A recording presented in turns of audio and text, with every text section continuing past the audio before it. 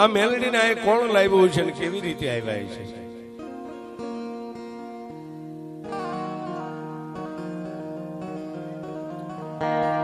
એક દી કચ્છની ધીંગી ધરતીની માથે કાળ સપાઈ ગયો છે. પરુષે છોડી પ્રેમદાન, કાં તો જનેતાએ છોડી દીધા પોતાના બાપ.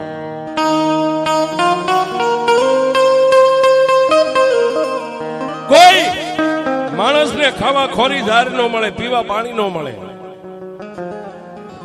અને કદાચ રાતે કોઈ ઝાડની માથે એક પાંદનું કૂપડું ફૂટ્યું હોય ને સાહેબ, તો દિવસે માણસ નજરમાં આવી જાય તો ઝાડ ઉપર ચડીને લીલું પાન તોડીને ખાઈ જાય. ગાયું મકોડા ફરકે આવો મયલ કાળ કચ્છની ધીંગી ધરતીની માથે સભાઈ.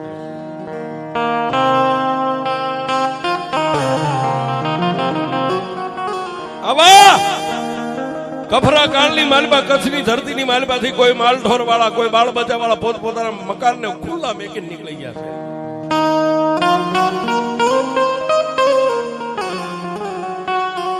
બે ચાર ઘરના દેવી પૂજક નું દંગડું પોતાની દેવીની રજા લેવા માટે બેઠા છે. આપણે જે ભજન કરીએ ને દેવી પૂજક ભજન કરે એમાં લાખ ગાડાનો ફેર હોય છે.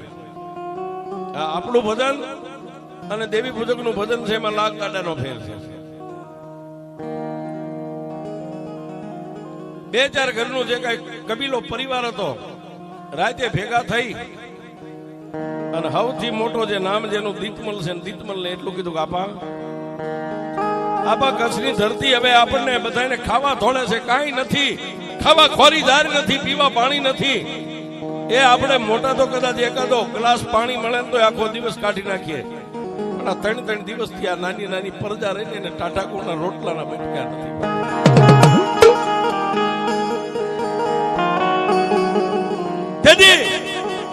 દીતમલે પોતાની માતા વિહળી અને એક કંડિયાની માલિપા માતા મેલડી બેઠેલી. માતા વિહળીની રજા લીધી એટલે માતા વિહળીએ કીધું કે દીતમલિયા, આ કચ્છની ધરતીને ના થડાને મેકીને હું માતા નહીં હાલો. તેથી દીતમલિયો કહેવા માંડ્યો,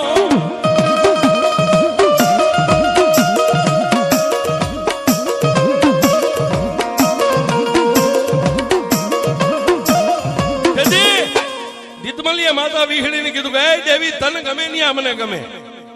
તું એમ કહેશ કે આ જગ્યાને મેકીને હું નહીં જાઉં તો મારી આ જગ્યા તને મુબારક, પણ મારી તને અહીં મેકીને જવાની તો હવે 1,500 આપી દીધી. માતા વિહળી આપી દીધી હશે. પછી બાજુમાં પોતાની બાપની માતા જેના ભરોહે જે અત્યારે આ સમાજ જીવી રહ્યો છે, માતા મેલડીના કંડિયાને ખોલ્યો.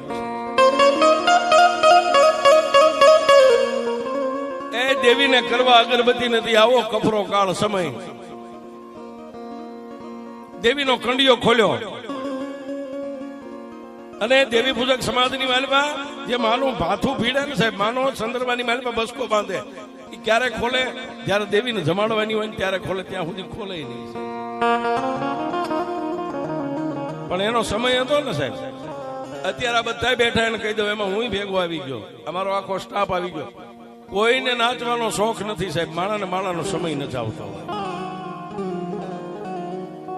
પણ એ દેવી પૂજે કે માનો કંડિયો બાપ દાદાની જે જૂની પછેડી હતી એની ગાંઠું માથે ખોલી અને માના કંડિયાનું ઢાંકણું ખોલ્યું. મારી પાસે 3 ગીસનું લાકડાનું થોડું.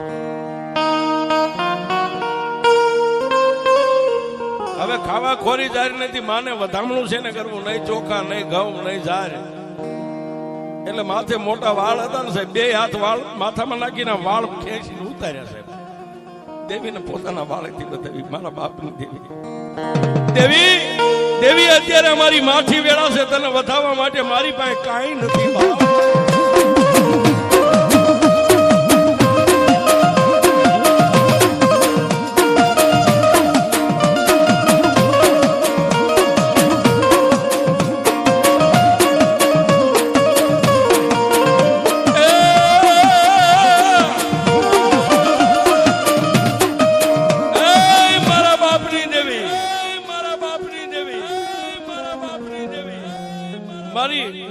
મારી કળમાતા વિહળીએ તો ના પાડી કે આ થડેથી હું અહીંથી ડગલું નહીં આલું. મારી કંડિયા વાળી મેલડી શું કહેશે? મારી જો કદાચ તું આ વસ્તીનો ધણી થઈને વસ્તીની હારે હાલતી હોય ને તો મારી એક મને 1.5 દેજો. માતાજી 16,000 આપ્યું હશે, પણ 16,000 પૂરી થઈને કંડિયાની મારી પાસે 3 ઇંચનું લાકડાનું ફળું હતું ને, ફળામાંથી મારી મેલડી બોલી દીધી, મળ્યા આમાં હું મેલડી તારો આ દંગડાનો ધણી બનીને હારે આવું, પણ તું મને રાખીશ ક્યાં?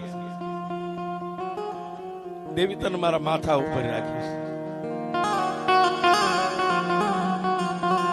પોતાના ઘરેથી બાયું આમ એક બાજુ બેઠી હતી, એમાંથી દીતમલીએ પોતાની બાઈને કીધું કે ઊભી થા, હાલે હવે મારી મેલડીએ રજા આપી છે, મારી માતા વિહળી નો આવે તો ભલે, એને 3 તાજમ ભરી અને માતા મેલડી નો કંડિયો તારી માથે મેકી દાલ મારી દેવીને લઈને નીકળી જવું છે.